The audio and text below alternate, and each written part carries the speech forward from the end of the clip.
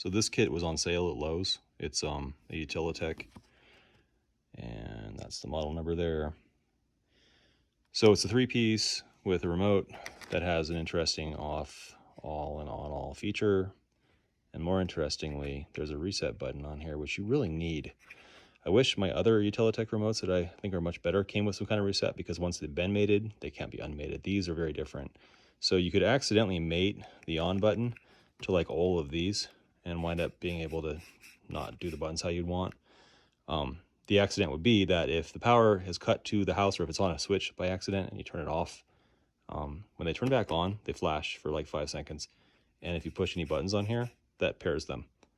At which point you have to use the reset button to unpair them. So that's kind of the downfall to them.